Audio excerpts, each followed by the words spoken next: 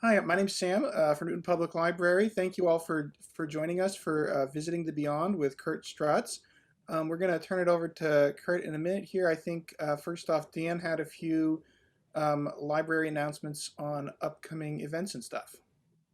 Yeah, I think the biggest event we have coming up is Thursday night, and that is our book discussion over Circe by Madeline Miller. And that'll be on Zoom, and we'll get that information sent out again to everybody who would like to join us. But it should be a really fun discussion that we have coming up. And then we have our fourth Tuesday photography session as well. And Sam, who is the presenter for that?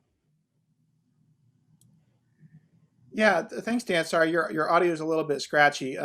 I think we heard you say about the fourth Tuesday or third Thursday book club, which is also the Big Read Book Club coming up on Thursday evening on Zoom, and you can look on our Facebook for info on that.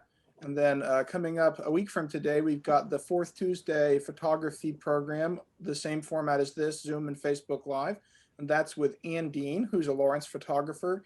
And she's going to talk about a photo essay that she did inspired by Gordon Parks, who's a well-known Wichita linked artist and photographer. So tune back in for that. Dan, did what are we forgetting anything else for right now? Can you hear me now? Yeah, yeah. Awesome. No, I don't think so. I think that is it for the month of January. Yeah, cool. Yeah, the Big Read is a lot Well, of fun stuff with the Big Read as well that the Wichita Library is doing too. So check that out. There's ways you can win some Big Read prizes and stuff, and that's a lot of fun. So now, without further ado, we'll turn it over to our presenter, Curt Strutz. Curt is it accurate to say paranormal investigator, Curt? I go by Paranormal Explorer. Paranormal explorer, cool. So I mean, I'll just turn it over to Curt, and you can tell us more about yourself and about what you're going to share with us. absolutely. But first, I'm going to do the share my screen. First of all, we'll do that right away. At least get that all situated so you can all see where we're at. 1 second here. That work for everybody? All right. Well, good evening, ladies and gentlemen. Thanks for joining me here tonight for this special program. We're so glad you all checked in today with us. And special thanks to the library and everybody there for bringing this in. My name is Curt Strutz, and as mentioned, I'm not a ghost hunter. I'm a paranormal explorer. I made it up. It's just kind of a fun term I have, but I've got a very unique hobby. Let me tell you what my hobby is. I'm a full-time performer. I'm a children's entertainer. I do science shows for kids. I travel all over the country doing science shows at theaters, performing arts centers, school assemblies, fairs, all kinds of that stuff. But when you do a lot of traveling entertaining, you have a lot of downtime as an unfortunate thing. And you need to have a hobby to occupy that downtime. Because I'll tell you right now, you get bored in a hotel room over time. It's boring watching TV land for hours on end. And every Walmart across the country looks the same. Okay, there's no fun in doing that any longer. So I had to come up with a hobby. And this hobby I came up with was actually going out and visiting old historic buildings. Now, I love old buildings. I just love the smell, the vibe, the feel, the ambience, just the whole sensation you get in these old buildings. And one thing I noticed about a lot of these buildings, though, is a lot of them have these creepy ghost stories that tag along with so many of them. And as a young kid growing up, I had a love for ghosts and the paranormal. I mean, Unsolved Mysteries was on television the first time when I was a kid. And Ghostbusters was in the theater when I was a kid. So all this stuff really brought that love for the paranormal I had back into my life, going into these old haunted buildings. And now it's to the point I actually travel around and I visit old historic haunted buildings around the country as a hobby. And as a result, I've had a lot of personal experiences in these buildings. I've been to some really unique places. I've seen things dug deep into history. And I put together what is my Visiting Beyond presentation. And what this is going to be tonight is this. We're going to take a journey to some of the nation's most notorious haunted locations. Now, we're going to walk you room through these different buildings. This is not a presentation like you might be expecting. You know, I'm not going to be here like, well, first we're going to go here, then we're going to, no. This is actually an interactive program. Now, before you start logging out of the meeting, let me tell you what I mean by interactive. I let my audience, you guys, decide where we want to visit tonight as we do this exploration. I will bring up a menu screen at a certain point in the program. When the menu screen comes up, we'll have a vote in our chat section here on the Zoom meeting. And all you folks who are tuned in tonight can actually vote, and we can decide on which properties we want to talk about tonight. I never know what I'm going to talk about until we get into the program. So it's always fun for me. And it's a lot of fun too for those participants, because you guys are going to get to decide where we visit tonight as we visit the Beyond. Now, before we do that though, I want to start out and just tell you briefly about myself, a quick background, and let you know a little bit about myself. And what I want to do is I want to show you a building where I feel I had my very first ever encounter with a ghost. I'll bring up the picture right now. It actually took place in this property right here. This is the Bullock Hotel, located in downtown Deadwood, South Dakota. Now, as the story goes, my wife and I, we were actually planning for our 3rd-year wedding anniversary. And my parents had been to Deadwood, been to South Dakota the year before. And they brought us back a big, thick stack of brochures for us to go through to plan our vacation. And we were getting ready for this trip. We were flipping through these brochures, and we found this hotel on this brochure. It was called the Bullock Hotel, as you see here in the photograph. And it looked amazing for an anniversary night. I mean, it had mauve carpeting, cherrywood furniture, wicker accents. You know, we're talking the 90s here. And it looked a perfect room called the Bullock Suite, which is actually the upper portion of the hotel, the 3rd floor, all the way on the right side in the front of the building, the Bullock Suite. It looked amazing for an anniversary night. So I actually called the hotel, and sure enough, the Bullock Suite was available on our actual anniversary night. So I booked it and we scheduled that for our trip. I still remember the night we pulled into Deadwood. It was actually raining that night. And we had our coats, we kind of put them over our head, and we mustered our way in the back door from the rear parking lot. Got up to the front desk, and they miraculously gave me a room key for a credit card number. And we went down to that elevator and took the elevator up to the 3rd floor. Before I go any further, I want to take you back actually 1 year prior.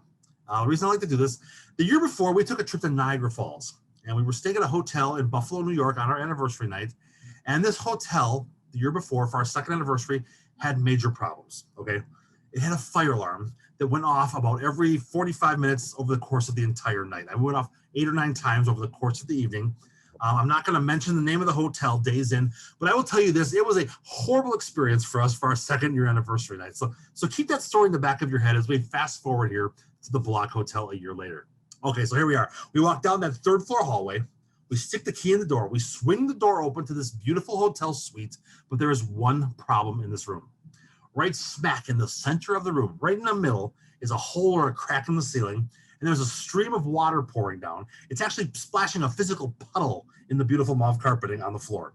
Now, my wife, completely devastated by this, another anniversary ruined. She folds her arms, she shrugs her shoulders, and remember her, she shakes her head and she looks at me and she goes, "What's next, Curt? The fire alarm going to go off?" I kid you not, about 30 seconds later, the fire alarm went off in the entire Bullock Hotel. They evacuated 2 floors of rooms. The downstairs, which is a casino, bar, food service, pushed everybody out into the rain on the street, and we stood outside getting wet, waiting for the all clear to come back in. Eventually, the manager on duty did come back out. He brought us back in, and he apologized to us for what had happened, and he said he actually had no idea what caused that fire alarm to go off. And nobody pulled a switch. There was no fire in the kitchen. There was no water in the mechanical system. No idea what caused that system to go off or on or off. It went on and off by itself with no human intervention. And we thought it was really strange. It literally happened seconds, just seconds after my wife made a comment about the fire alarms going off. We finished up our stay there, and I don't want to leave a bad note for the Bullock Hotel. They still took very good care of us despite the leak in the ceiling. They compensated us in other ways and still made our stay very pleasant. In fact, if you ever go to Deadwood, hey, stop in there. If you don't stay the night, grab a drink at casinos, play at the slots, whatever. It's worth checking out this great old historic building. But we got home from that trip, and it was about 3 or 4 months later. I received in the copy of the mail my AAA, the American Automobile Association travel magazine.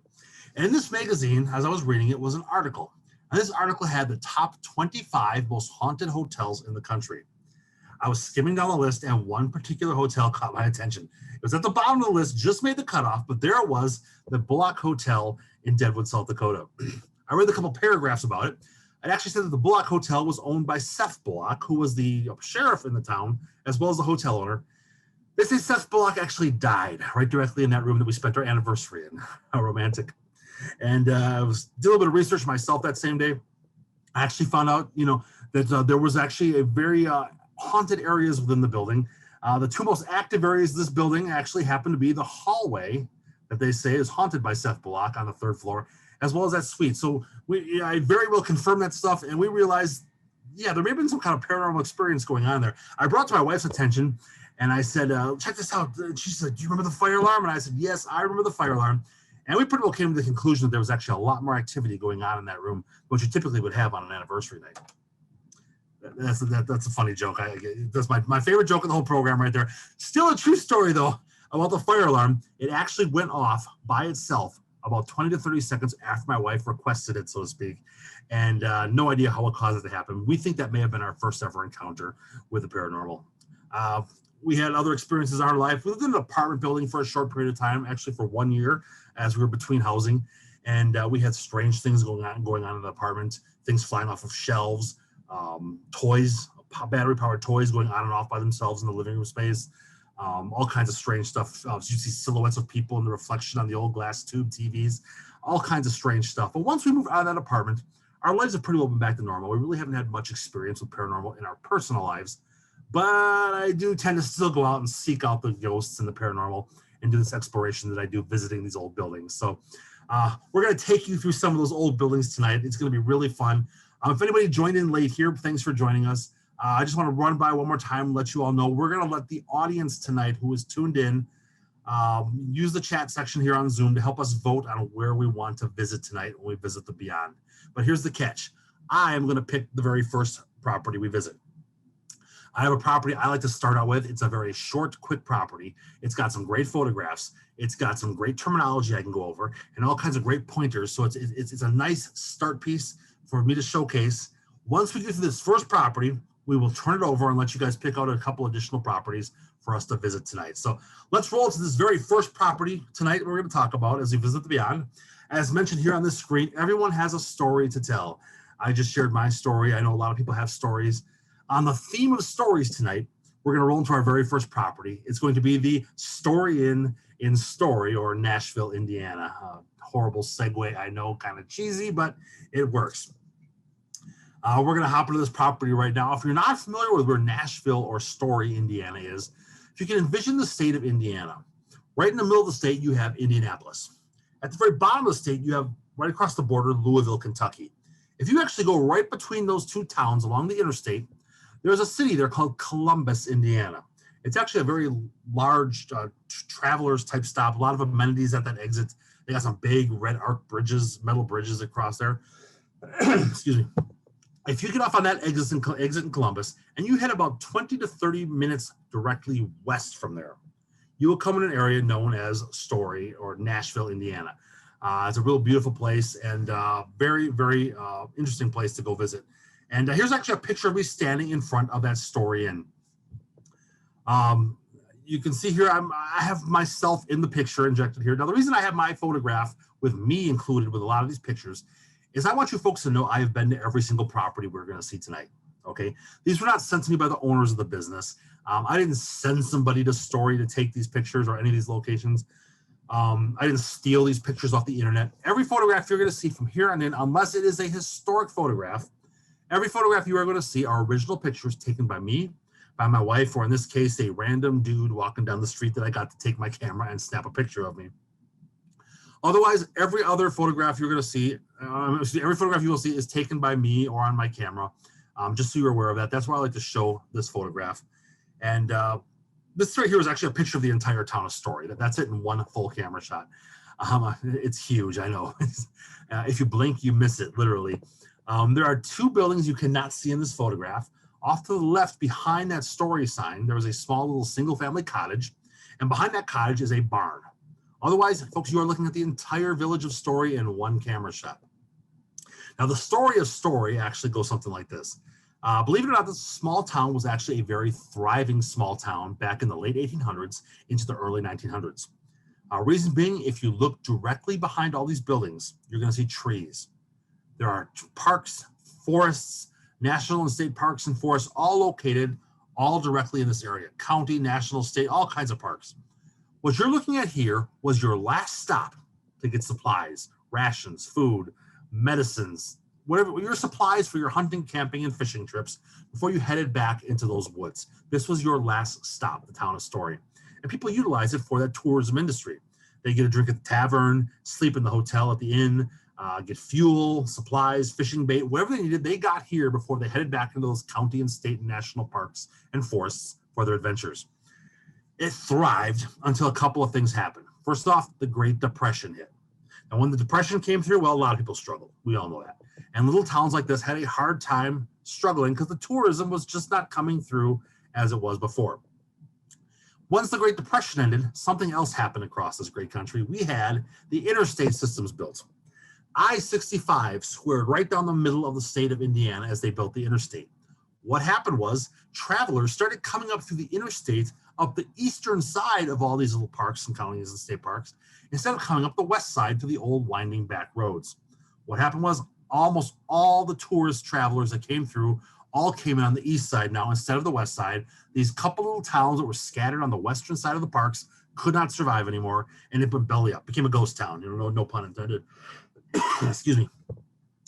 And it sat vacant for a while. A couple hippies came through during the hippie era. They bought up the town. They tried to revitalize it. That fell apart. And it sat vacant for almost another decade until a gentleman by the name of Rick Hofstetter, his wife and their attorney friend, bought the entire town at sheriff's sale. And they actually turned it into a bed and breakfast resort community. Yeah, that's right. Every single building you see on this map, on this photograph, excuse me, every building you can actually have access to, except the barn, which I think you actually can have access to the barn. But all these buildings you can have access to by either eating, sleeping, or dining, or drinking in any one of these restaurants, rooms, or bed and breakfast spots, which make this town very unique because it is a bed and breakfast resort community. Now, there is only one haunted building, though, on the entire grounds, and that is the old general store and hotel building, the Story Inn, that you see in the photograph here. We're going to hop inside the Story Inn right now, and we'll walk you room through here and show you what we have going on. The downstairs, the old pharmacy and general store is currently used as a restaurant. You can see it's got very much of a Cracker Barrel feel to it. It's got the old hardwood floors, all the saws and pitchforks on the wall. The last place you want to be in a tornado, right? And very, very fun place. Great place to grab a pulled pork sandwich, a Coke, a coffee, a dessert, and enjoy your time if you're passing through. Now, if you look behind, off to the left side of this photograph, you'll see an old stove and some high chairs. Now, the wall that's right behind there is a staircase behind that wall that takes you upstairs to where all the haunted sleeping rooms are. We're going to go to that staircase right now. Now, this picture, believe it or not, is actually a very fun photograph as far as paranormal goes. Many of you who are tuned in tonight probably are familiar with a very popular pair of TV shows that run on the Sci-Fi Channel called Ghost Hunters and Ghost Hunters International.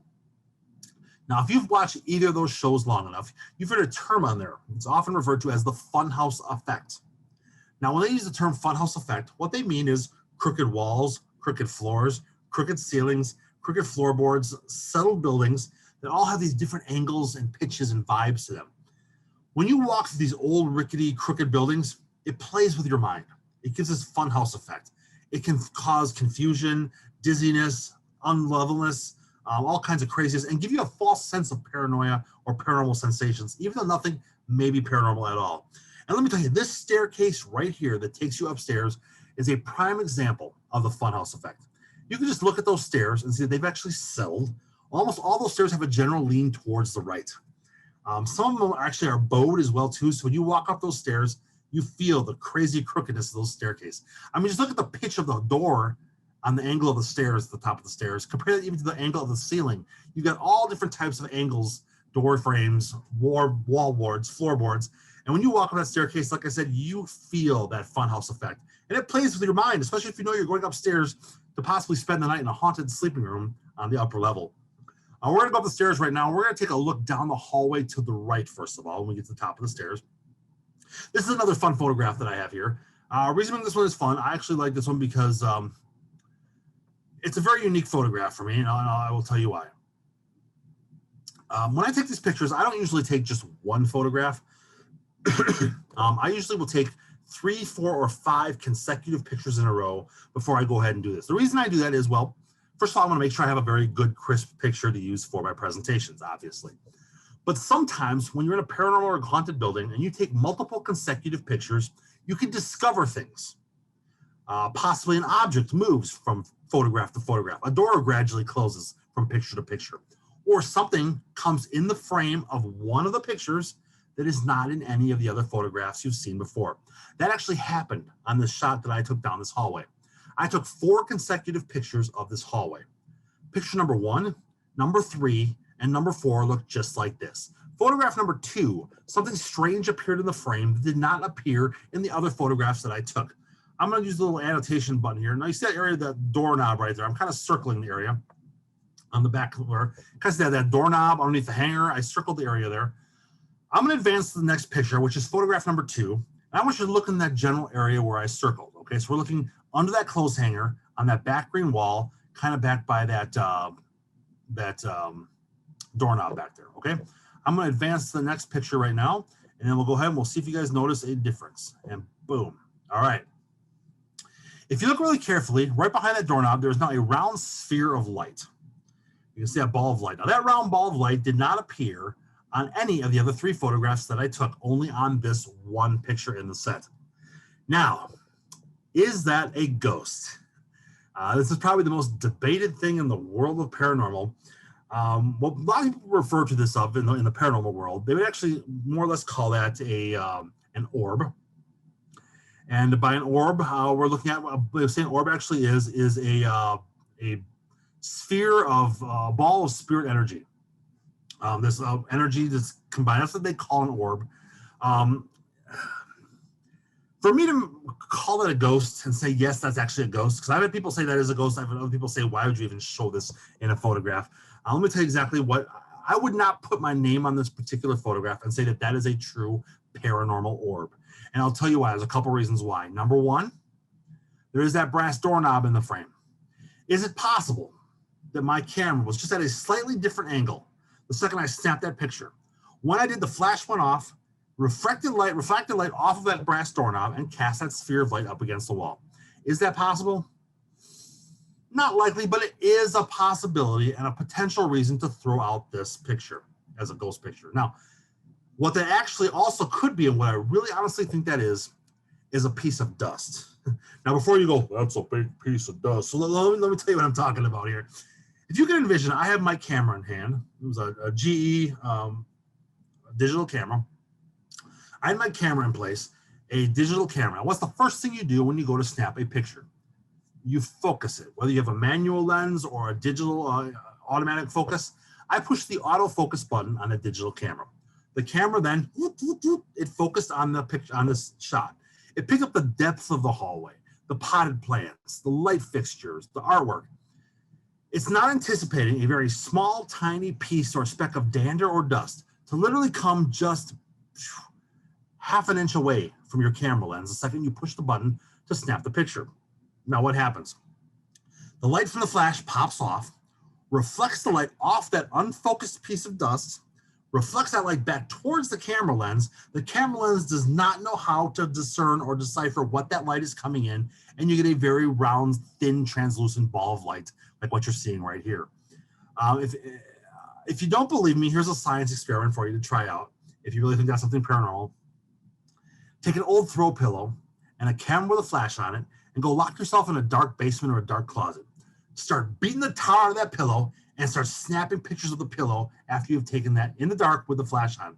You can create snowstorms of orbs. They look very much like the one in that picture. Very thin, translucent, very clear. You can see them. And as a result, I do believe a lot of that people would call in this case a paranormal orb, in a lot of cases, is actually dust. Now, here's the deal. This is actually a very haunted property. The room back there is actually one of the 2 more haunted rooms in the entire campus. So I don't want to discredit it as being non-paranormal entirely, but we have to look at the facts. And in some cases, I would not present this as a ghost picture because there are other contributing factors that could have caused that to happen.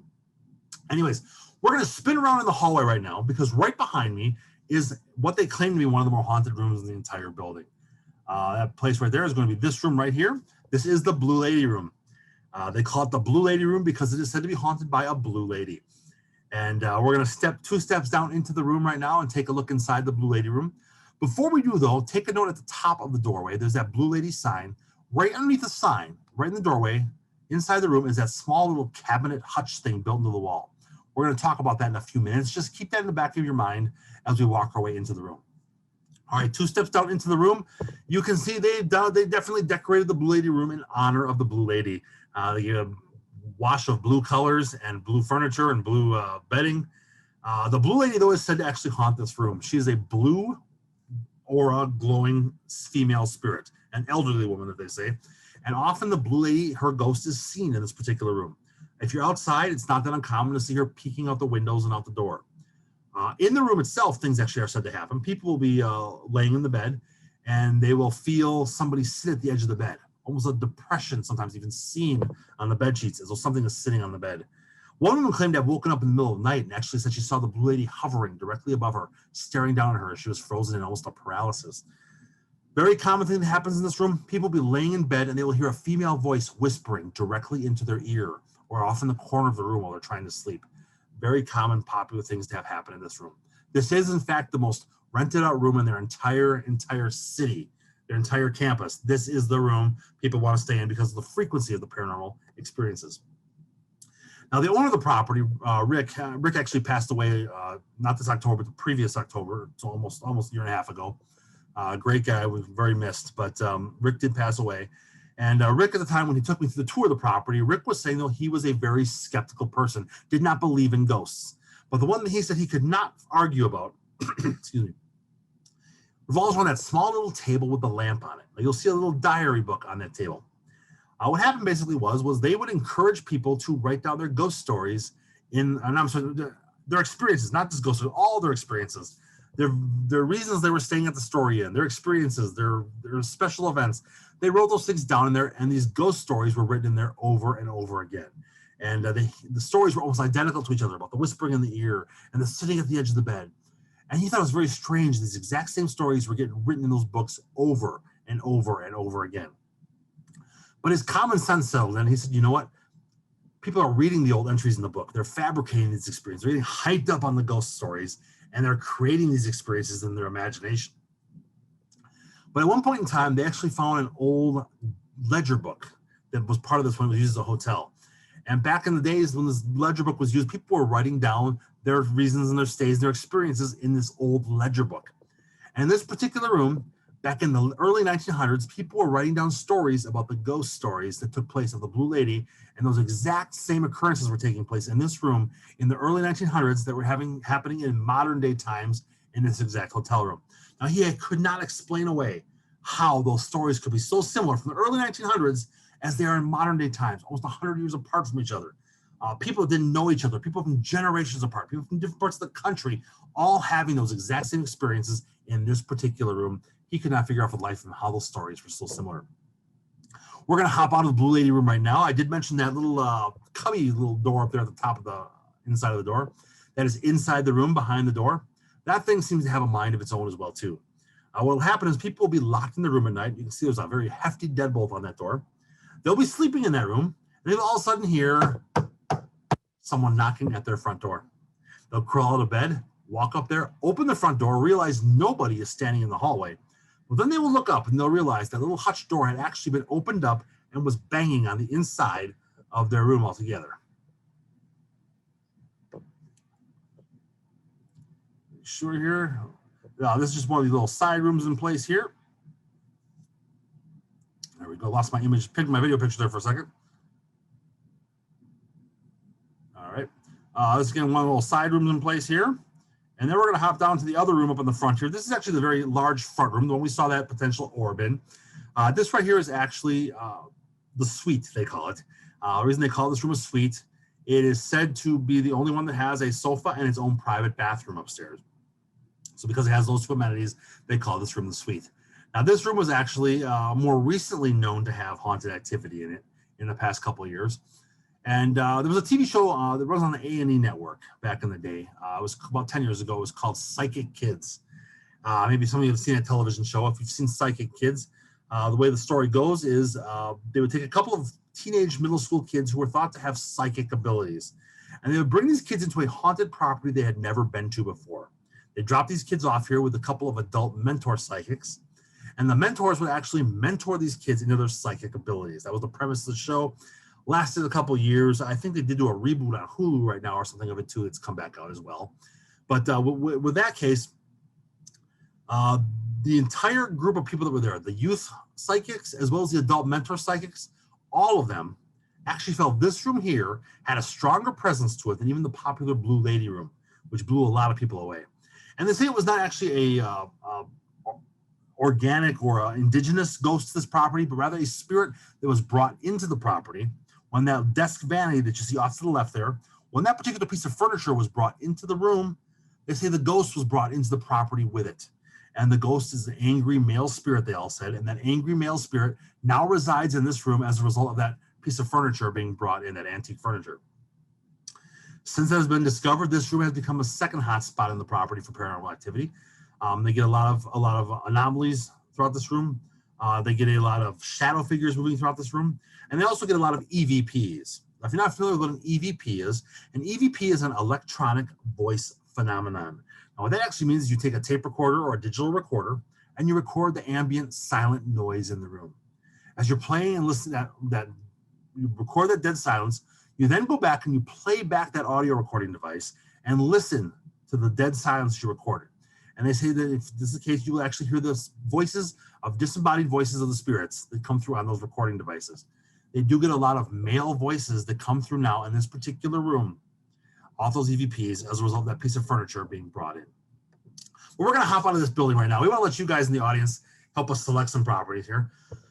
Before we head back down the stairs, though, Rick was skeptical. Excuse me. Rick was skeptical, but he did love the ghost because the ghost did bring people into the building. So he does have all his fun artwork, which is all designed with all the articles and newspaper clippings and magazines about the ghosts in the property. It makes a fun trip as you walk right down those crooked stairs. But there we are again, the Story Inn, located in Nashville, or Story Township of Indiana. A great fun place to stay. If you are ever down in southern Indiana, stop there. If nothing else, just to grab a Coke and a dessert. A really fun place to go. Very personable, lovely people that work there. And just a fun overall experience for everybody if you want to stop and check out a place that you don't have to pay to get into to see what a haunted building looks like. It's pretty cool.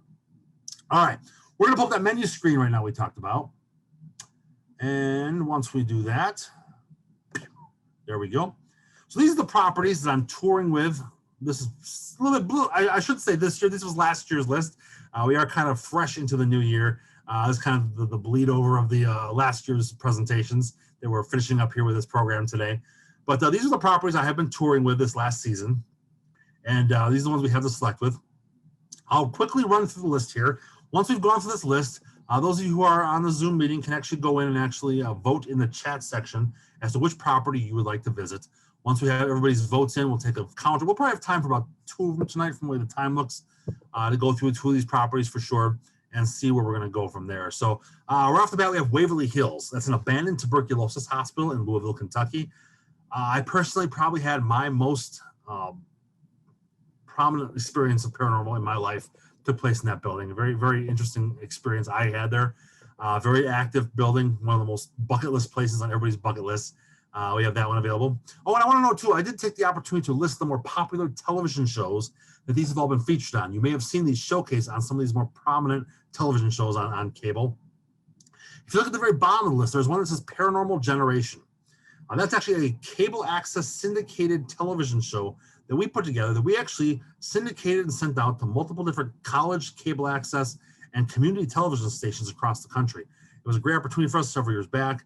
The programs are all available on YouTube still. So if any of you want to go and actually watch me ghost hunt in action with the team I was with for those 2 seasons we ran that show, you can simply go to youtube.com/paranormal generation and check all those out. But anyways, let's go back to the list right now. We have Waverly Hills. We have Trans-Allegheny Lunatic Asylum, Weston, West Virginia. It's an old abandoned lunatic hospital, mental hospital, improperly label it. But very active property, huge building, very active as well. We have the Valiska Axe Murder House in Valiska, Iowa, a family brutally murdered via axe in this very, very well-known haunted property, rural Iowa town. We have the Roth home. The Roth home is actually pretty neat. That's the first ever documented case of a spiritual possession took place in the Roth home. As you can see, we took our television show there. Very active property. Very crazy stuff took place there. It was an amazing property. A lot of fun stuff. The Farrar Schoolhouse, which is an old school that was turned into a modern day residence for people, has a couple ghost kids still lingering around. And then we have my hometown favorite. I'm actually out of Wisconsin. I am out of about an hour north of Milwaukee. We have my hometown favorite, Shaker's Cigar Bar, which is an old brothel and speakeasy turned into a modern day smoking and drinking establishment. So We have the chat section here. Just looking right now, we have looks like a lot for Roth Home and a lot for Waverly Hills right now. Looks like the top leaders. We'll give a few more seconds to see if anybody else has any other selections. Those are actually very, very good selections as well too. If Waverly and the Roth Home are probably if we want to actually have the Super Bowl of presentations, those will be the ones we want to do. And with what I have and what information is available and whatnot. So, all right, that looks like what we got. We got a pretty good lineup here. A couple for the Lunatic Asylum, but looks like the prominent ones are going to be the Roth Home and Waverly Hills. So we're going to run with those two tonight. Those actually time-wise would be perfect. They'll take us right to the end of our presentation this evening. So it should work out really good. I'm going to queue those up right now. Just give me 1 second here. And let's see. I have to get over to open up the file. Give me just one more here. We'll start with the Roth Home. Again, the beauty of the Roth Home is if you guys are at all interested, all you guys and gals who are tuned in, you can actually go ahead and check this out by visiting YouTube. You can actually watch what I'm talking about here because we did film this episode here for our television show, Paranormal Generation. And you can actually watch, it's 2 half-hour episodes, make up the full investigation, and a fun presentation because you can actually see in real time on video what I'm going to talk about here with this property. So anyways, the Roth Home, Watsika, Illinois, right along the Illinois-Indiana border, northern half of the state, right across the border in Illinois. The first ever documented case of a spiritual possession took place in this home. We'll get into that in just a second. There's 2 stories to go along with this. There's my personal story of me trying to get our camera crew and film crew into this property. And there's the actual historical story that go along with it. What makes it really neat is after I share both stories with you and blend them together, there's a really great fit where these 2 puzzle pieces fit together. It was a perfect experience for us to investigate at this property. So what I want to share with you first of all is me trying to get into this property. I was a case manager for our crew, and I was the one that basically scouted out the locations for the TV show. I had seen this featured on the Travel Channel, this property, during the month of October, during the Halloween season. And I thought this would be a great opportunity for us, a great property for us to come in and film our TV show in. Reason being, our production crew were based out of Chicago. This is not far from Chicago. We could easily get our crew, camera, video people down there. And the rest of us were in Wisconsin, which isn't too terribly far away either. So it was a great location for everybody to get to. I contacted John Whitman, the owner of the property. I said, John, we want to come in and film Paranormal Generation there. And John said, absolutely not. I was like, oh, no, well, why not? And he said, well, let me tell you why. You see, John bought the old haunted house in his neighborhood he grew up in. As a kid, he grew up in Watsika. This was the old haunted house. It is the old brick house at the end of the street with the big old trees, very creepy vibe to it. He wanted to buy the old haunted house that had all the stories in his town. And he ended up going to college, got a job working in Chicago for a marketing firm. And all of a sudden, he had heard that the old haunted house came up for sale. So John decided he was going to buy it and restore the property back to its original splendor. That was his goal.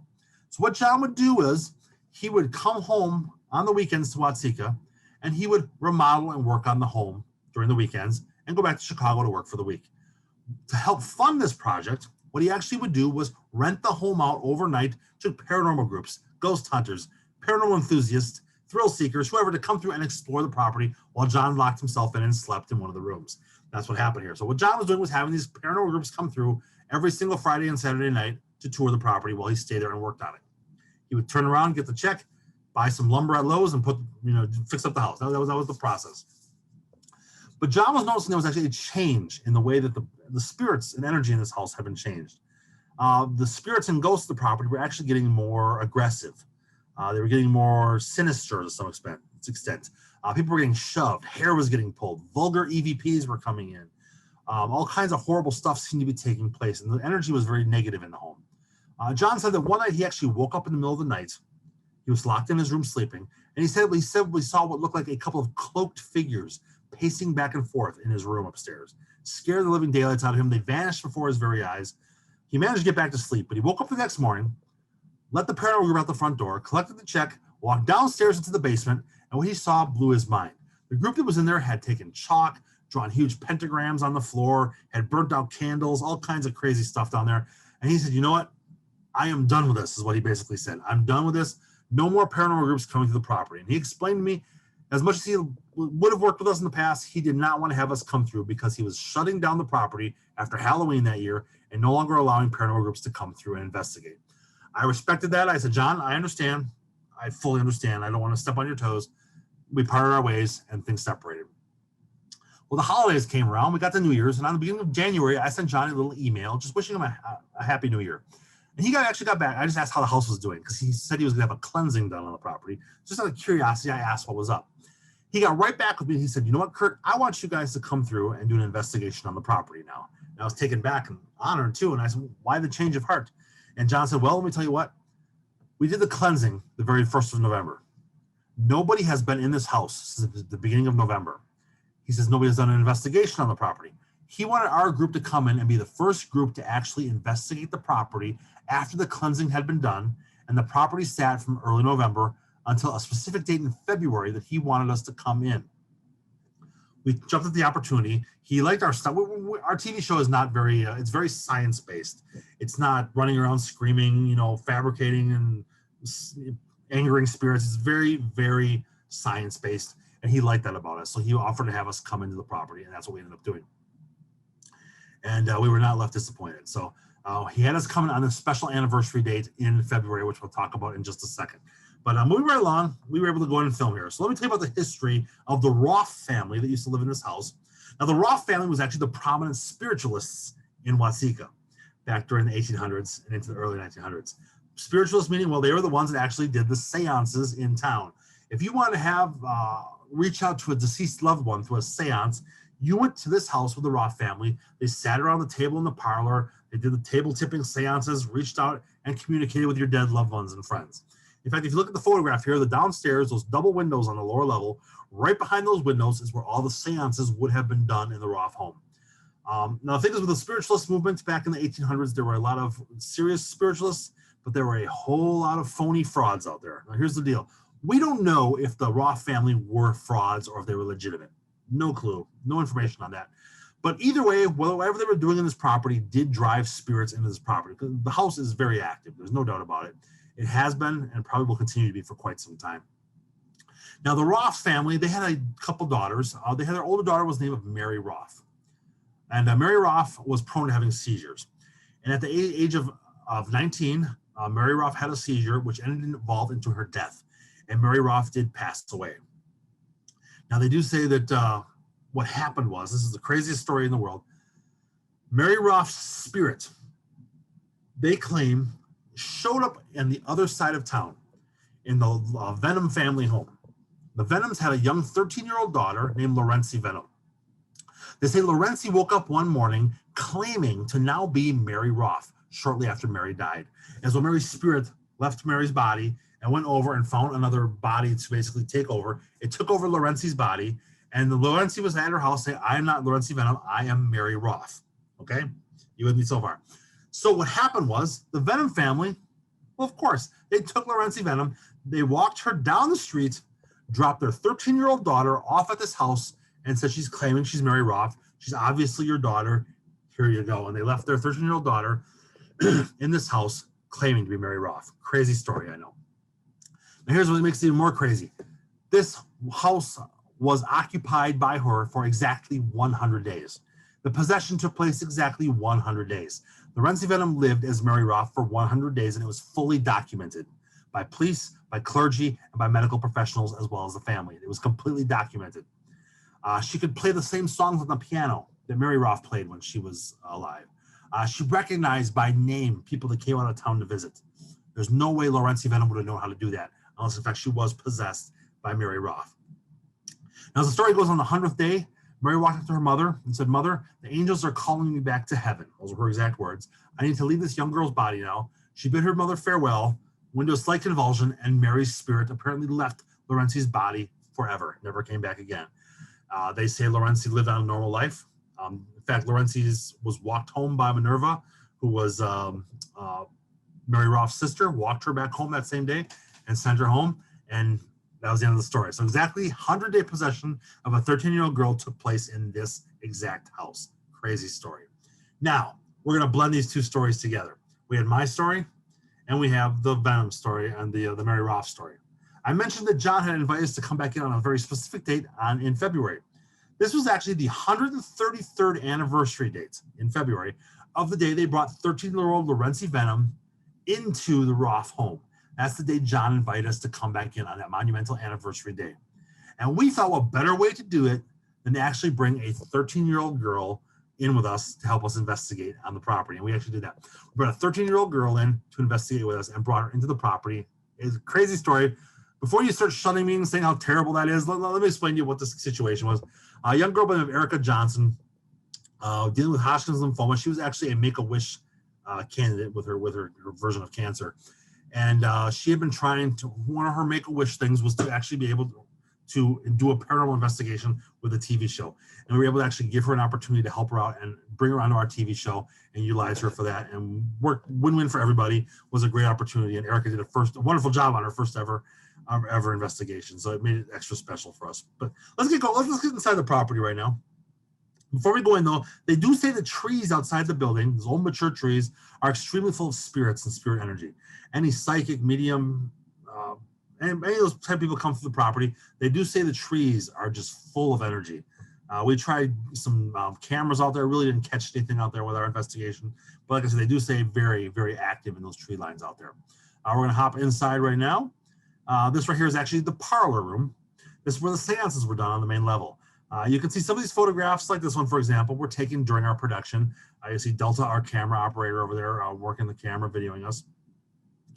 At this point in time, we're all sitting around the table. We're doing an EVP session. You can see the digital recorder on the table, trying to collect EVPs.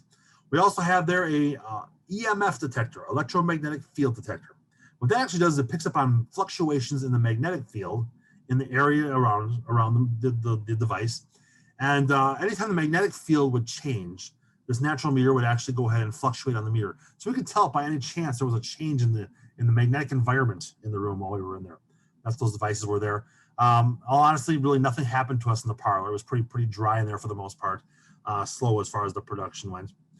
Here's the staircase that goes upstairs. This is one of John's cats there. John did remove the cats before we filmed, thank goodness. We'll get upstairs here onto the upper level. The landing up here has been a very active spot for paranormal activity for a lot of people. Also on the landing is the luxurious bathroom upstairs. Beautiful, beautiful.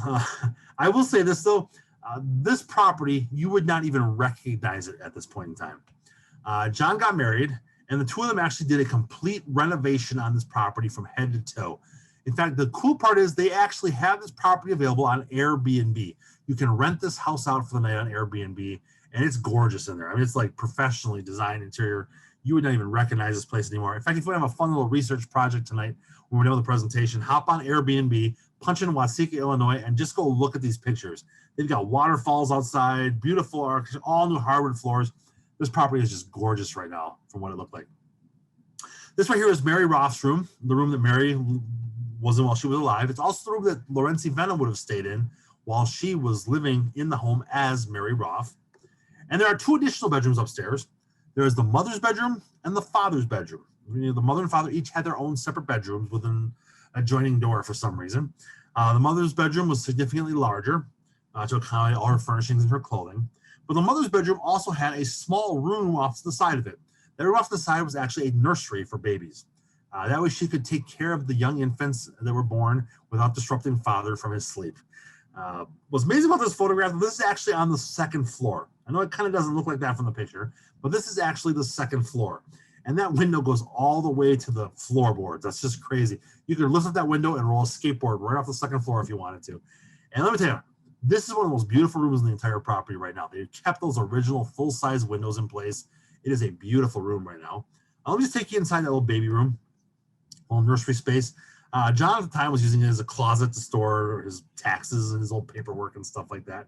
But again, a very nice piece of property, a nice room in this piece of property that could be used for a baby or a nursery. You could put a crib or a bassinet in there back in the day.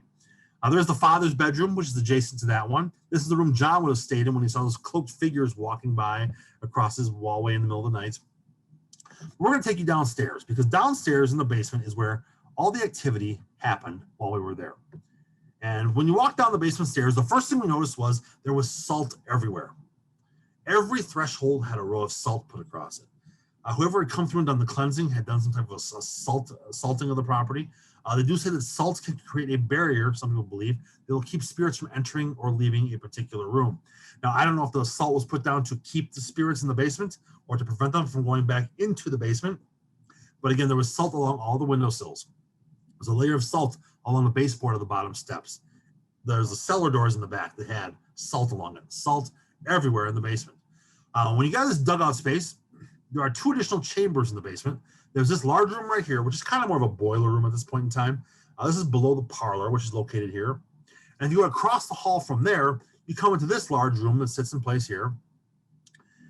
Just a big open space. This room right here is where all the magic happened the night we were there. This is the room right here. And if you look carefully at the photographs, you can see right here, this is a daytime picture, but when we came back at night, this room was booming with activity for a short period of time. John actually had those old curtains. I think he was actually using them as drop cloths or something, but the old curtains there, and he has those drying in the basement. He had washed them, and it was warm down there, extremely hot because of that boiler down there. Even in February, it was hot down there, and he had those hanging up there to dry them off in the basement. Now, Justin, who's on the cast of the TV show, Justin and I were down in this room together, probably about 11, 12 o'clock at night, and we had, with the 2 of us, I was standing directly in front of the curtain that you see on the left of the photograph here. The curtain on the right, Justin was standing in front of. We were positioned in front of the curtains with our backs to the curtains, about a foot away from them. We also had 2 other people in the room with us. We had Beth, who was our production manager and camera operator. We also had Dave, who was a sound guy, and Dave had one of those big boom mics, the big stick with a dead squirrel microphone on the end of it. So there were 4 of us in that room. Dave and Beth on production crew, and Justin and I on the cast of the show. Things got really weird all of a sudden. Justin was over there in front of that curtain on the right, and Justin, I should say, first of all, Dave, the sound guy, he started questioning. He said it felt like there were cobwebs draping across his body while he was sitting there taking care of the audio. We don't have anything to verify it on video, but it's food for thought. He was feeling almost a cobweb sensation going across his hands and across his face while he was sitting across the room from us. Now, once Dave stopped feeling that cobweb sensation, Justin started feeling extremely cold. He got very drafty. He said almost like a breeze or a whirlwind was swirling around him with cold air. We had a thermometer with us. We pulled the digital thermometer. We were getting almost a 15-degree drop in temperature right directly in the airspace around Justin. Nowhere else in the room, directly around him. 15-degree drop in temperature. We were just shocked by that. All of a sudden, the coolness left Justin, and after the coolness left him, I started feeling something tugging on the back of my shirt. Now, keep in mind, I was a good foot away from the curtains. I wasn't brushing up against them. In fact, Justin had my digital camera on the floor with him down there. He snapped a photograph, which I'll show you right here. I was a far enough distance away from those curtains, and it felt as though something was in between myself and those curtains tugging on my shirt at this point in time. Now it gets better. If you look off to the left of my stomach there, you can see a couple of devices on the table there on the shelf. There is a EMF detector called a K2 meter. That's the gray box there. There's also a flashlight. And on the floor by my feet, you cannot see it in this picture, by my feet is a digital recorder taking those EVP recordings. We're recording the audio in the room, trying to get these ghost voices. Justin, at this point, is sitting on the floor next to me. Justin starts asking questions, trying to elicit a response back from the spirits in the room at the same moment in time. He starts asking questions, and one particular question Justin asked was, he said, "My name is Justin. Can you please repeat that back to me?" That's what Justin asked for, and that's what Justin got. Check this out. On my digital recorder, not on Justin's digital recorder, not on that big boom mic that, it picks up a mouse fart. It picks up everything. Only on the digital recorder that was right next to me at the time my shirt was getting tugged, this low, deep, gravelly voice came in on the digital recorder that said nothing other than the simple word, Justin. It came through on that digital recorder right next to me. It made for amazing footage for our TV program. In fact, again, if you want to actually hear that recording with the word Justin being used, you can go and watch those. They're all copywritten shows, but you can view them on YouTube for no charge. If you go to youtube.com/paranormal generation, one word, Paranormal Generation. This episode is called Watsika Wonder. You can look that up there and watch the episode. You can see a 13-year-old Erica with her first investigation. You can hear and see, and all the stuff that took place in this room happened in about a 2 to 3 minute window of time. Everything, the cobweb feeling, a couple noises, the coolness around Justin, the tugging on his shirt, and the EVP all came in within about a 3 minute window, and it made for 3 minutes, which made the entire program and investigation for us worthwhile. So very, very cool to have had that happen. Again, the Roth home, still, I believe, a very active property. John has told me, though, the spirit energy is much more lighthearted in the property now. The negative energy has seemed to left. There is still energy there, but more positive energy. And of course, the beauty of it is fully rentable to rent this property out if you're interested through Airbnb. I mean, you know, those properties, Airbnbs are usually $100 to $200 a night. It's right in that same realm. It's a great spot to go if you actually want to stay in a very cool, chic looking haunted property. Again, Airbnb is the Roth home located in Watsika, Illinois. But all right, we still got to wrap up things here. We got a few minutes left. We want to go to Waverly Hills yet before we're done, as promised. So we'll go to Waverly Hills right now. And when we're done with Waverly, we will wrap up there for our program tonight and pull things off here. All right.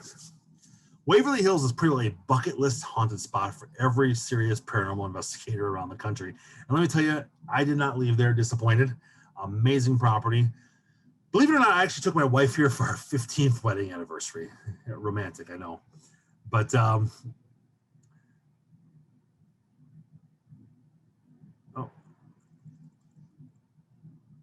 I lost the picture here, but apparently my camera's gone. So there we go. Okay. So I want to make sure I didn't get kicked off here because that happens every so often. Anyways, I took my wife here for our 15th wedding anniversary, and it was an amazing place. She had no clue we were going here until we were about an hour away, and wasn't what she expected. But it was the first time I ever had her to a haunted property of this caliber, and probably, she said, the last time she'll go to a property of this caliber. But she still is glad she went, experienced things she said she would never have experienced in her life otherwise. And if any of you have a chance to ever go down here to Louisville, Kentucky, check this place out. It is worth it, worth every dime of it. You see here is a gigantic property. Take note I'm wearing shorts. That's very important. We'll talk about that in just a little bit. But as the story actually goes, this gigantic property, Louisville, Kentucky, back in the early 1900s, was a top prime breeding grounds for the tuberculosis outbreak they had, which is a lung disease. And people were getting tuberculosis left and right in this area. It was the ultimate climate for this stuff to grow. And what happened was they were taking these patients that got tuberculosis, they were putting them into the county hospital in the Louisville area. What was happening was these tuberculosis patients were not quarantined. They were in the hospital with other patients. They were coming in for gallbladder stones, for broken legs, for appendicitis, whatever. But these people were going into the hospital to have their appendix removed, and they were coming out of the hospital with tuberculosis because of the volume of TB patients in the property. They had to build a specific hospital just for tuberculosis patients. So they went way on the other end of the town, way in the middle of the forest, way on this huge mountain, far away from everything, and built this gigantic monstrosity of a hospital you see here, Waverly Hills. Now, it's not so secluded anymore. As we all know, things have grown since the early 1900s. This property itself is now surrounded by a golf course. It has a lovely winding road. You can go drive through some $250,000 homes and come down below, and by golly, you can go to KFC and get some chicken down the road. But still, it's still very secluded in the woods. And when you pull up to this property, it's a majestic building when you approach it. It's amazing, and it takes your breath away when you pull up to the property. It served its purpose. They put all the tuberculosis patients in here. Lasted and operated as a tuberculosis hospital up until a cure for tuberculosis with antibiotics came through. Once they no longer had the use for tuberculosis, it sat vacant for a short period of time. It became a geriatrics hospital for several years, closed up, and remained vacant for a long period of time. Sat vacant for many decades until the current owner of the Mattingleys came through. They bought the property and have turned it into a more or less a haunted attraction. That's exclusively what it is. It is a haunted house building attraction for people to tour through and experience the paranormal. It's riddled with graffiti, riddled with animal abuse. I mean, homeless people got in here, animals got in here, kids with spray paint got in here. They completely destroyed the property prior to the Mattingleys buying it. They are in the process of continually trying to manufacture, rebuild the property back up to its amazing splendor very slowly. But some of it, you just want to keep it that old spooky vibe to it because it's what makes the property what it is. So we're going to hop inside right now. Again, some of the photographs you'll see I took during the daytime because the lighting is a little bit better, but any of the photographs that were taken in the nighttime are completely taken in the dark. There's no electricity in this building whatsoever other than the main entry area where you come in. So all the nighttime photographs you see are all my flash on my camera snapping these pictures. Start right about with some of the graffiti. This is down on the main level when you come in the first floor. The graffiti, this was one of the more impressive pieces of graffiti that I saw. But graffiti like this riddles the building all throughout. There's graffiti everywhere. What makes this one actually extremely creepy is these eyes when you walk by it. And if you pace your head back and forth across your screen, you'll see those eyes stare at you no matter where you are when you walk by it. And to make it even more creepy, those eyes are actually staring right directly across the hall into an area known as the morgue of the hospital. The morgue itself is made up of a couple different chambers. One of the rooms off to the side is a tiled room that you see here. The reason the room they say it was tiled is because of the fact it kept the room cooler, because they only had 3 pull-out slabs in the cooler units for bodies. And they often had more than 3 people die per day in the hospital. In fact, I saw an interview on one of the ghost hunting TV programs.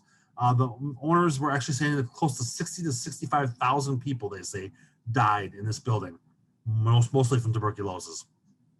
But on times when they had more than 3 people die, they would have them on racks in this room with the tiled walls to keep the bodies cooler and preserve them much longer.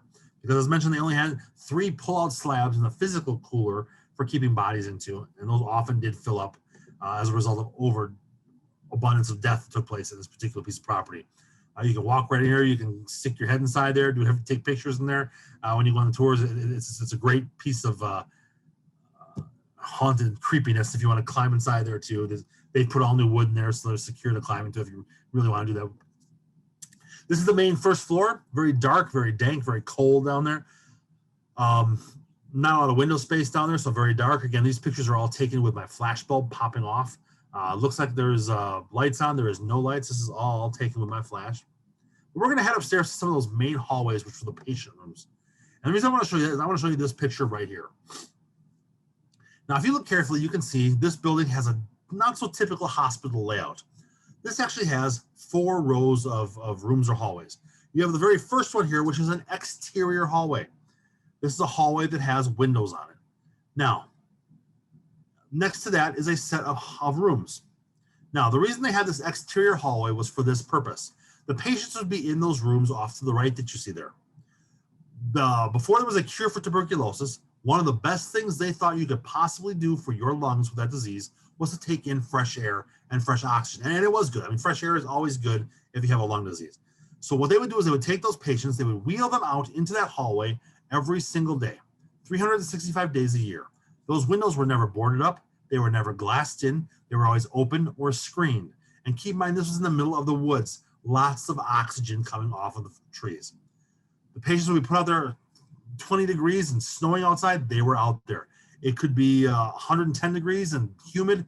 They had them out there every single day to get that fresh air because that was one of the best things they could do for that sickness. And at night, they would wheel them back into the rooms, close the door, and let them sleep in there at night. Now, what makes it even more interesting is there's not only this exterior hallway, there are the rooms, there is an interior hallway that is behind these rooms. And across that interior hallway is yet another second row of rooms. So each of these levels was hallway, rooms, hallway, rooms. That's how the layout of the building operated.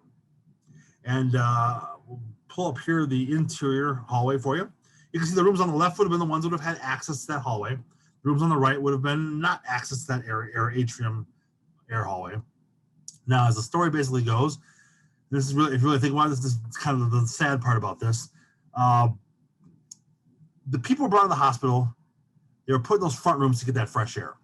What ended up happening was, once you got to a point where you got to that point of no return where they knew you were going to die, they would take you and move you into one of those back corridor rooms to finish out your life because they felt you didn't need the air as much because you were going to die anyways.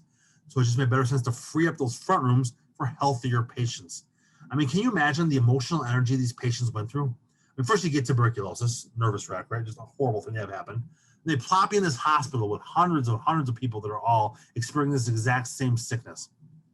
Then all of a sudden you're deteriorating your health and they take you, they shove you into one of those back rooms and you know you are going back there to die. I can't imagine the amount of energy and emotions these people went through. And that emotional energy is what I think is still hovering around these hallways. And the reason this building is so active, it's this leftover energy. These people have died, but that energy abundance of energy still bounces around these hallways. And we are still witnessing today what all those that energy in those buildings.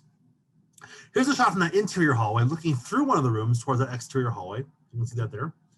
And we're going to walk through. We're going to take you through some of these buildings here, some of the hallways here. And our goal is to take you upstairs. We want to go to one very particular hallway in this building. And that is going to be a photograph. Well, here's one of those interior rooms, by the way. You can see a little smaller room, which is a small window. That was the only fresh air they really had. But I want to show you this very next photograph right here. This is actually a crazy cool photograph. And believe it or not, it has absolutely nothing to do with the orbs of dust that you see here. And the reason I say dust, is, let me explain to you why. I'm pretty sure 99.9% of those circles you see in this photograph are dust. Let me tell you why. This is the third floor hallway. The third floor hallway is extremely well known for shadow people walking around in the hallway. All right. So what happens is ghost hunters will come in here. Paranormal explorers will come through. They will dust the hallway doing an old school ghost hunting technique. They take powdered sugar, flour, baking soda, talcum powder, and they dust across the floor. What they're looking for are these shadows to walk across the dust and create footprints. I mean, it's a ghost hunting technique that goes back to the 1800s. People do that here. And as a result, there's a lot of dust in the hallways up here because of that. So when we were walking through the hallways, we were definitely raising dust in these hallways. You can see here a lot of dust. I was using flash photography here because it is dark. There's no electricity. And again, I think my flash is popping off here and reflecting those dust orbs back towards the camera. But putting that aside, let me explain to you why this was actually a very unique hallway. And this is the hallway where I had my most ever validating paranormal experience of my life in this hallway right here. We actually had to go on a tour, a public tour, so to speak, for our event we went through here. I talked with the Madeleines, the owners. The night I was able to come here and go through this particular property, they had already had scheduled tours coming through that night.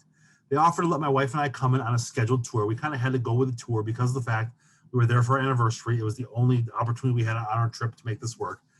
So we were actually on a guided professional tour of the property with other people. Now, let me tell you what the rest of our group was we were there with that night. There was us, there was a retired couple there with us, and the rest of the group was made up of a girls' sorority. So you can imagine what the night was like for us there. But anyways, we get up here to the third floor, and we did have a tour guide with us. I'm actually kind of glad we had the professional tour because I was able to experience this as a result of having the guide with us. We got up here to the third floor, and what the guide told us to do was to actually split our group into two groups. Have half the group look one way down the hall in one direction on the third floor, have the other group look down the hallway in the opposite direction. That was the ultimate plan. And that's exactly what we did. We split into two groups. We all walked down, not walked, but stared down the hallways in each opposite directions. She then told us, she said, let your eyes adjust to the ambient light in the room. Like I say, it's dark up here. That's just my flash making it look like it's lit up. She said, let your eyes adjust to the ambient light. Once your eyes adjust, she goes, I'm pretty sure you will start to see shadow people walking back and forth across the hallway. So we did. We stopped, looked, let our eyes adjust to that light, and sure enough, about every 30 seconds, you'd see these shadows. One, maybe two of them, going back and forth across the hallway. About every 30, 40 seconds, you would see a shadow walk across the hallway. And I've seen shadow figures before. I've never seen them in the sheer volume that I saw in this hallway that particular night. It blew my mind away. She said it was actually a very active evening for the shadow people that night. We were on a good night. So it was a good night to have been there. She then brought us back together, pulled us together as a group. And then the guide said, she goes, we need one person from our group, one person to walk down that hallway by themselves. And what she wanted them to do was actually just stand down there and take their arms, stick their arms straight out and spread their legs apart and walk down the hallway and stand at the base of that hallway. Now, the reason they wanted somebody to walk down that hallway as a guinea pig was for this purpose. When that person stood down the hallway, you could see their silhouette standing in that hallway. If a shadow would walk in front or behind that person's silhouette, you lose that person's silhouette. It blends in with the shadows. So what they were looking for was a guinea pig to walk down that hallway, to stand down there and be a focal point for the rest of the group to wait and watch for these shadow figures to walk back and forth. That was the goal. They asked for a volunteer. My wife, of all people. She raises her hand and she goes, well, Curt will go. He'll go down there, pointing at me. And I'll be honest, I wanted to do it. I'd be lying if I said I didn't. But I didn't want to take the opportunity away from any of the young girls that were in the group with us, that college group. There was also the other couple. I didn't want to take that experience away from them if they've never experienced that before. But everybody was pretty well pushing me down the hallway, saying, please go down the hallway. So I was more than glad to do that. And I walked down this hallway, got to the next turn in that hallway, and I put my back to the group behind me. Now, the reason I turned my back to them was I got to see down that next turn of the hallway.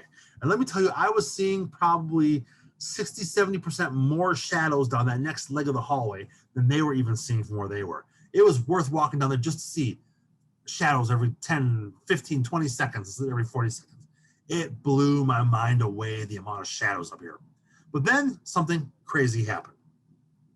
Now, I have my legs spread apart, my arms sticking straight out. My back is to the entire group behind us. As I'm standing there watching this amazing shadow show, my right leg, this is why it's important I had shorts on, my right leg starts charging up with static energy. Okay, not my left leg, not my hairy arms, not the back of my head, no, only my right leg. I could feel all the hairs just tingling with static energy on my right leg. As soon as that started happening, I could hear all these people behind me, almost all women, all this whispering going on behind me. So I looked over my left shoulder and I said, what? Shouted that back to them. My wife shouted back, she goes, don't move. There's a huge shadow over your right leg right now. Now here's the cool part. They did not know I was experiencing that tingling static charge on my right leg. But they were all seeing what she said looked like a upright football, hovering, like a football-shaped shadow, hovering about waist level, hovering over that right leg and standing there. And I was feeling that static energy charge the exact same time they were seeing that hovering shadow. I'm standing there. I look down. I don't see anything. I pull my chin back up. As soon as my chin pulled right back up level with the floor, boom, instantly, the tingling sensation, the static charge left my leg. And the tour guide, she yells back, okay, it's gone now. Now, it may not sound like much to you, but let me tell you this. When you are feeling tingling sensations, tickles, electricity, that kind of weird stuff, when you're in a paranormal building, a lot of times you try to second guess yourself. You're like, well, it's just, my nerves. It's just a cobweb. It's just, But when you are feeling that sensation and the exact same second you are feeling that sensation from start to finish, there's a group of about 20 people behind you, all witnessing a giant shadow hovering over that exact same leg. It is one of the most validating experiences you can imagine. It was one of the most validating things I've ever had happen in my life. And I was pretty well just taken away by that, the fact they didn't even know I was feeling that tingling sensation, but they were all seeing the shadow at the exact same time I was having that energy charge on my leg. It was worth doing this tour just for that alone. And I would tell you this, I would walk down that hallway again in a heartbeat if I were back at Waverly Hills. It was that impressive and that amazing of an opportunity. We're going to walk right back through the building here again. The roof itself, you had access to. The roof was actually used as a playground for the kids, as crazy as that sounds. They want to have the kids the ability to play and get fresh air. They had swing sets, seesaws, monkey bars, all that located on the roof where the kids could go and actually play on the roof of the hospital. But the fifth floor where the roof is located, it was also the 500 rooms. Now, the 500 rooms were actually nurse apartments that were located on that top floor. The nurses were actually stationed and lived in the property to provide 24/7 care for the patients. And room 502 was one of the nurses' rooms. 502 is a very popular room in the building because, as the story goes, room 502 involves a suicide, supposedly. Now, right directly across the hall from room 502 is the maintenance service elevator. And what basically happened was, on one particular day, the elevator came to the top floor with a maintenance person in it. The maintenance person got off the elevator and found the nurse from room 502 dangling by her neck, hung on this pipe outside of the room. Apparent suicide. They cut her down. She was dead, long gone. Some interesting things came out. They actually found she was actually a young, pregnant nurse who was not married. Now, you go back to the early 1900s, being young, pregnant, and not married has a completely different stigma than what it has nowadays. So the consensus was, well, she took her life out of the embarrassment of being unmarried and pregnant. But there's more that goes along with the story here. There was kind of almost a conspiracy story that went around about the possibility of one of the doctors who was married, working here, was responsible for getting her pregnant. And as a result, I think the doctor may have actually created the suicide situation in order to protect his infidelity in his marriage. Nobody really knows for sure because, as the story goes, and you can watch it right on Ghost Hunters, they announce this, they do believe that the woman actually was written off as a tuberculosis patient because they didn't want the scandal or the news media to take over and talk about the scandal at the hospital. It was easier just to write her off as a tuberculosis patient instead of having her actually presented as a suicide or a murder, and just they brush the whole thing under the rug, and that's how the story goes. When you walk into room 502, they do say that women are overcome with sadness, sorrow, and will cry walking into the room. Now, my wife walked in the room. She said it didn't feel any different than any of the other rooms in the building. Nothing to her. The retired couple that was with us, the woman walked in the room. She started dripping tears down her eyes when she walked in the room. It was the craziest thing. She was actually laughing at it. She had no idea why she was crying tears. There were literally tears rolling down her eyes while she was in here. She wasn't crying. She just had the tears. She thought that was unique. Now, we had a lot of estrogen in that group, that sorority group with us. There was one girl from that sorority group that walked in. She walked in the room, did an instant about face, and left. Now, I don't mean she left the room. She left Waverly Hills for the night. We didn't see her again the entire rest of the evening. And we were only about 2/3 of the way through the tour. She didn't finish it. She was gone. We didn't see her again the entire rest of the night. I don't know if she saw something, if something scared her, if she had diarrhea. We don't know what the case was, but she was in that room and gone as fast as she walked in that room. We did not see her again the entire rest of the night, which is another interesting thing too. But we're going to work our way back down the stairs here. Work our way down because there's one last spot. Well, there are those shorts, by the way, that are surrounded by the dust storms of the third floor. No tour of Waverly Hills is not complete without a visit to the underground tunnel that lies on the base of the building through the mountain. Now envision this. You have all those patients sitting outside in those windows. What are they doing? They are looking out over the parking lot down below, the driveway. And what are they seeing out the windows? Ambulances and hearses pulling up day in and day out, removing dead bodies from the property over and over again. It was a horrible morale crusher for the patients in there. And they knew it was a bad situation. They had to make sure that the patients were not witnessing this constant removal of bodies from the property. So what they ended up doing was they went ahead and they decided they were going to blast a tunnel out.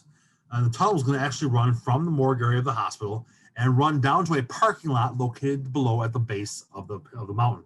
This way they could remove the bodies from the property without actually having to physically see the patients see the bodies being removed. They did build this newer facade around it recently just to protect it. It was a very easy place to break into for a lot of people. They built this area around it. But the tunnel is down there at the end of this little greeting space. They call it the death tunnel. They call it the body chute. My wife called it the dank, stinky tunnel with a lot of spiders because that's exactly what this thing was. It was crawling with bugs, very damp and moist for the middle of June, and just a creepy vibe overall when you're in this tunnel. And if you look carefully, you can actually see the tunnel is designed for two purposes. Number one, the left side has the concrete slab. There was an old gurney that was hooked up to a pulley system over there, and they could actually lower the bodies down on this pulley system without having to physically walk behind the body. They put them on the pulley system. They could manually move the pulleys and roll the body down the slab on a rolling gurney to the ambulance or hearse waiting below. They could then bring the empty gurney up or even put supplies on the gurney and run supplies back up to the hospital as needed down from that lower parking lot. Now the right side has the staircase. The staircase is there. Well, the employees were able to walk up that staircase because they could park in that lower parking lot. A lot of them did. And as a result, if it was raining outside, if it was cold outside, extremely hot, they could walk up this tunnel and avoid the elements. Think about that for a second. Great for the morale of the patients, not having to watch the deceased removed. But can you imagine what this did for the morale of the employees that work there? Walking up this staircase on your way to work every day, and you're walking by the bodies getting lowered down next to you as you're on your way up to the hospital. Knowing you're walking up that hospital to a environment where you're probably going to get tuberculosis working there. And these aren't people they didn't know. These aren't just strangers, because these are the people that they cleaned up after, they fed, they bathed, they medicated. They knew these people. They became friends with them after the months and months they were in the hospital. And just seeing these people that you know after they passed away, getting lowered down next to you, just had to be detrimental and horrible for the employees that work there. There's a couple things that happen in this tunnel. Voices are occasionally heard. Shadow figures are commonly seen in this tunnel. We didn't see any the night we were there. One of the things, a phenomenon that takes place in this tunnel is lights. They tend to see orange or teal blue colored lights that will appear at the end of the hallway down at the end. In fact, even when Ghost Hunters was there, I know they were chasing lights up and down the hallway. The thing is, though, that's all they do. They chase lights because you can run the lights down the end of the hallway. By the time you get down there, these flickering lights at the end of the hallway disappear. Yet then sometimes we'll see them at the opposite end of the hallway. Nobody knows if it's truly a paranormal situation or some kind of a natural gas type phenomenon in the tunnel. Nobody knows for sure, but they are occasionally known to see these sparkling, flickering lights at the end of the tunnel. And it's kind of like the rainbow. You can never catch up to the end of it. They disappear by the time you get there. But what a great way to end up the tour. And if you get to go on a tour, you do get to go down here to the tunnel. It's a phenomenal way to end out those tours. But again, it's Waverly Hills Sanatoriums, the Tuberculosis Hospital, Louisville, Kentucky. If you are ever down that way, it is worth every dime you pay to get in there to check this place out. There's guided tours. This is one of the few I had an opportunity to go on a guided tour for. It's phenomenally, very well done, a great piece of property, and really good guides and worth every penny. It's not even that ridiculously expensive either. We were there several years ago. It was around the $50 range per person to get in, which compared to a lot of other places, that's a pretty good deal. It has probably increased since then, I'm sure, but well worth it. And here's the other thing too, during the Halloween season, during the month of October, they actually, I don't think this year with COVID, but they typically will convert this into an actual haunted house attraction with people in costumes jumping out and scaring you. You can actually walk through the haunted house in the haunted hospital. It's one of the biggest fundraisers of the year, and another fun thing you can do and experience if you're ever down in Louisville, Kentucky during the Halloween season. But anyways, I think I'm going to wrap up here. We're already, well over our hour time marker here. We want to make sure we got through the properties thoroughly, though. I just want to, of course, thank everybody for joining us tonight on behalf of the library, and of course our Sam and Dan from the library who have joined on as well too. Thank you guys for having me as a part of this program. Did you guys have anything else you needed to add before we wrap things up tonight? Either of you guys? Thank you all for coming. Absolutely, yes. Thank you, Curt. This was such an amazing program. Yeah, thank you. Yeah, thank you so much. It was really a lot of interesting stuff and cool places to go check out. Yeah, like I mentioned too, if anybody, if you have an opportunity, you want to check out that Roth home, you can go on to youtube.com/paranormal generation. You can actually watch that physical episode we filmed that day, and it's a great way to kind of close out this program. You can actually see and hear what I talked about during the presentation, so worth checking out for sure. Cool. Yeah, thanks for having me, guys. I appreciate it. It was a lot of fun. Thank you, Curt. All right, thank you. Thanks. All right, goodbye, everybody.